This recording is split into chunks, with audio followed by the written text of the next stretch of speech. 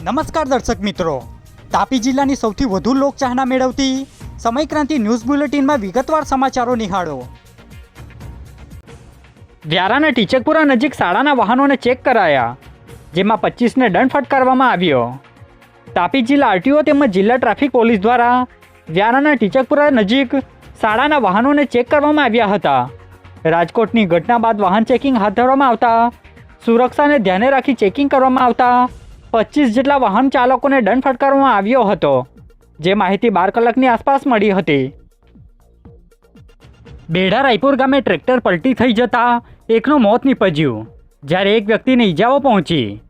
ડોલવણ તાલુકાના બેઢા રાયપુર ગામે ટ્રેક્ટરના ચાલકે પોતાના ટ્રેક્ટરના ગફલતભર રીતે હંકારી લાવતા ટ્રેક્ટર પલટી મારી ગયું હતું, જેમાં ચાલક શિરીષભાઈ પટેલનું મોત નીપજ્યું હતું, જ્યારે હિતેશભાઈ નામના ઈસમને ઈજાઓ પહોંચી હતી।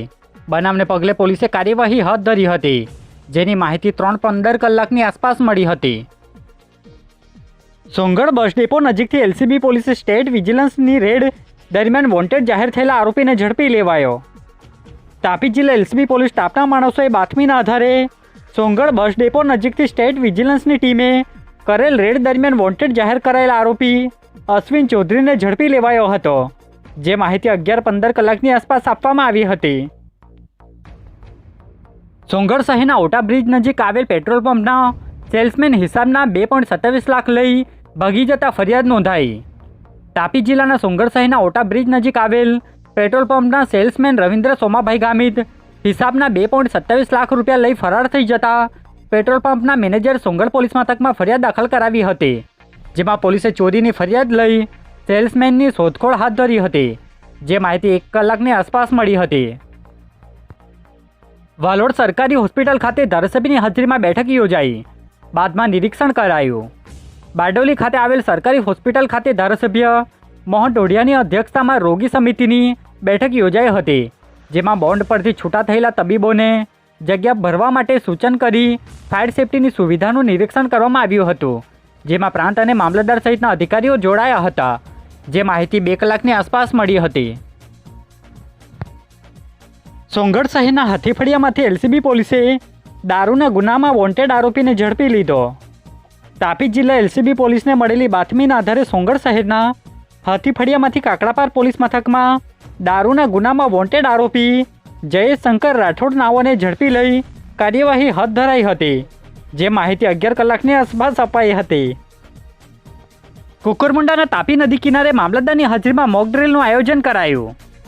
કુકરમુંડા મામલતદારની હાજરીમાં આજે તાપી નદી કિનારે એક મોક ડ્રિલનું આયોજન કરવામાં આવ્યું હતું, જેમાં વરસાદ સમયે આવતા પૂર જેવી વિકટ પરિસ્થિતિમાંથી બહાર કેવી રીતે નીકળી શકાય સહિતની ડિઝાસ્ટર વિભાગની કામગીરી અંગે મોક ડ્રિલ યોજાઈ હતી, જેમાં 108 સહિત પોલીસ વિભાગ જોડાયું હતું।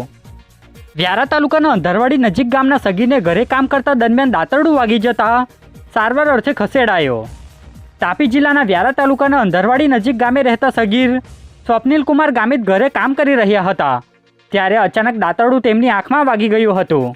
બનાવને લઈ પરિવારના સભ્યો દ્વારા સગીરને તાત્કાલિક સારવાર અર્થે ખસેડાયો હતો, જેની સારવાર ચાલુ હોવાની વિગત પ્રાપ્ત થઈ છે, જે માહિતી 4 કલાકની આસપાસ મળી હતી।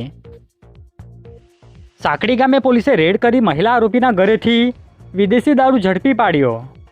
વ્યારા પોલીસ ટીમના માણસોને મળેલી બાતમીના આધારે સાંકડી ગામે પ્રોહી અંગે રેડ કરી હતી, જ્યાં મહિલા આરોપી કલ્પનાબેન ચૌધરીના ઘરના પાછળના ભાગેથી ઇંગ્લિશ દારૂ મળી આવતા પોલીસે મહિલા આરોપીની અટક કરી કાર્યવાહી હાથ ધરી હતી, જે માહિતી 4 કલાકે પ્રાપ્ત થઈ હતી।